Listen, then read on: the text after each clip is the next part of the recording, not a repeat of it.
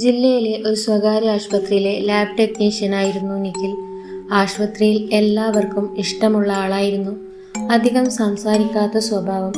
ജോലി കഴിഞ്ഞാൽ നേരെ വീട്ടിലേക്ക്. സുഹൃത്തുക്കൾ വളരെ കുറവായിരുന്നു. ബൈക്കിൽ യാത്ര ചെയ്യാൻ ഇഷ്ടമായിരുന്നു. സാധാരണ വൈകിട്ട് 6-ന് ഡ്യൂട്ടി തീരും. പക്ഷേ അന്നേ ദിവസം അങ്ങനെ ആയിരുന്നില്ല. വൈകുന്നേരം 6 മണിയോടെ ദേശീയപാതയിൽ ഒരു വലിയ അപകടം നടന്നു. പരിക്കേറ്റവരെ തുടർച്ചയായി ആശുപത്രിയിലേക്ക് കൊണ്ടുവന്നു. എമർജൻസി വാർഡ് നിറഞ്ഞു.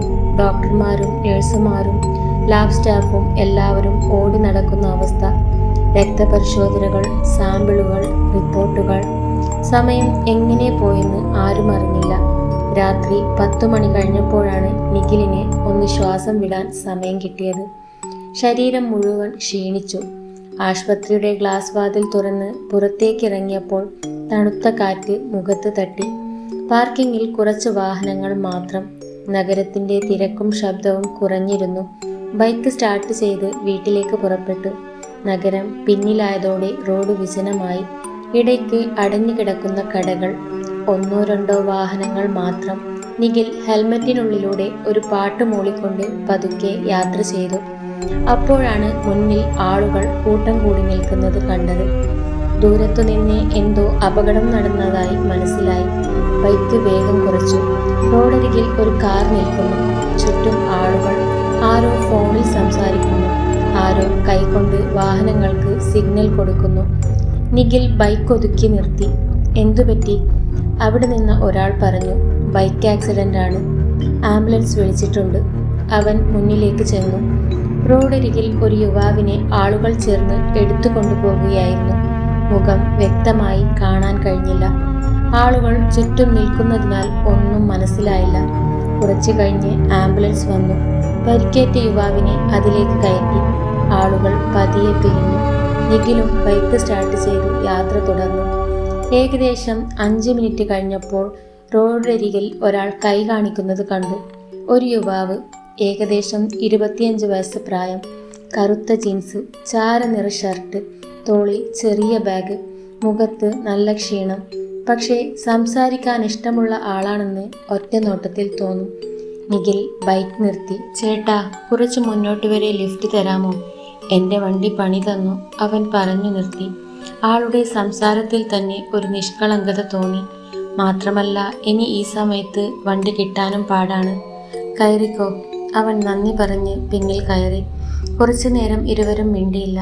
പിന്നെ യുവാവ് തന്നെയാണ് സംസാരം തുടങ്ങിയത്. ജോലി കഴിഞ്ഞു വരുവാണോ? അതെ, ആശുപത്രിയിലാണ്. ഓ, അവൻ ചെറിയൊരു ചിരി ചിരിച്ചു. അതിനാലായിരിക്കും ഇത്ര ക്ഷീണിച്ച പോലെ തോന്നുന്നത്. നിഖിലും ചിരിച്ചു. അതെ, ഇന്ന് നല്ല തിരക്കായിരുന്നു.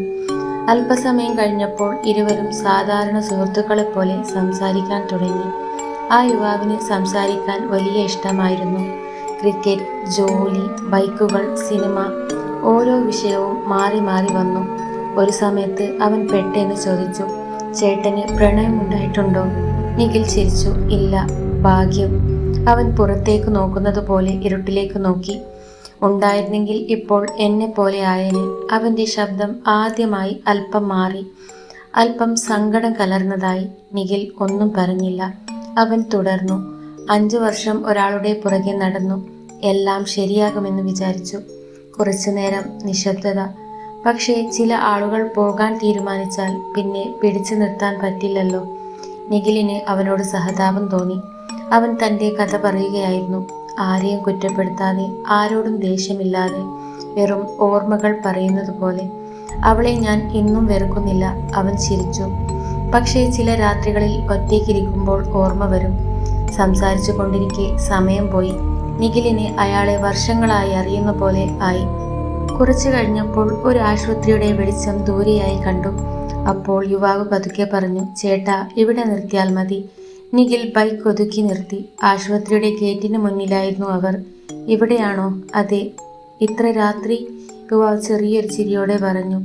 ഒരു ഫ്രണ്ടിന് അപകടം പറ്റി, അങ്ങനെയാ, ഒന്ന് കണ്ടിട്ട് പോകണം. അവൻ ബൈക്കിൽ നിന്നിറങ്ങി. ലിഫ്റ്റ് തന്നതിന് നന്ദി. അവൻ ആശുപത്രിയുടെ ഗേറ്റിലേക്ക് നടന്നു. നിഖിൽ ബൈക്ക് സ്റ്റാർട്ട് ചെയ്ത് വീട്ടിലേക്ക് പോയി. ആ സംഭവം അവിടെ അവസാനിച്ചു. പിറ്റേന്ന് രാവിലെ അവധി ദിവസമായതിനാൽ നിഖിൽ വൈകിയാണ് എഴുന്നേറ്റത്.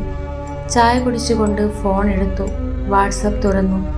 ആശുപത്രി സ്റ്റാഫിൻ്റെ ഗ്രൂപ്പിൽ രാത്രിയിലെ അപകടത്തെക്കുറിച്ച് സന്ദേശങ്ങൾ വന്നിരുന്നു. അപകടത്തിൽപ്പെട്ട യുവാവിൻ്റെ ഫോട്ടോയും ഉണ്ടായിരുന്നു. നിഖിൽ പതുക്കെ ചിത്രം തുറന്നു. അടുത്ത നിമിഷം അവൻ്റെ കൈകൾ മരവിച്ചുപോയി.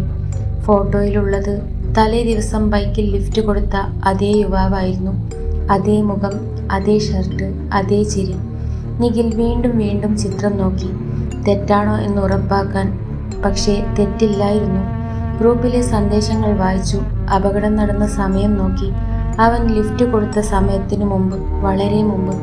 ഫോൺ സ്ക്രീനിലേക്ക് നോക്കി നിഖിൽ കുറച്ചു നേരം ഇരുന്നു. ആരോടും ഒന്നും പറഞ്ഞില്ല. കാരണം ആരും വിശ്വസിക്കില്ലെന്ന് അവൻ അറിയാമായിരുന്നു. പക്ഷേ ആ രാത്രിയിലെ ഒരു കാര്യം മാത്രം അവൻ്റെ മനസ്സിൽ കുടുങ്ങിക്കിടന്നു. ലിഫ്റ്റ് ചോദിച്ച യുവാവ് തൻ്റെ പ്രണയത്തെക്കുറിച്ചും ജീവിതത്തെക്കുറിച്ചും ഒരുപാട് സംസാരിച്ചു.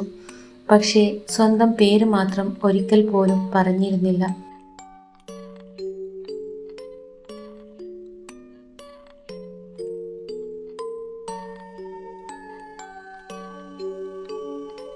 ഹായ് ഫ്രണ്ട്സ്, ഇതുപോലുള്ള ഹൊറർ സ്റ്റോറീസ് ഇഷ്ടമാണെങ്കിൽ സബ്സ്ക്രൈബ് ചെയ്യാനും ലൈക്ക് ചെയ്യാനും കമൻറ്റ് ചെയ്യാനും മറക്കരുത്.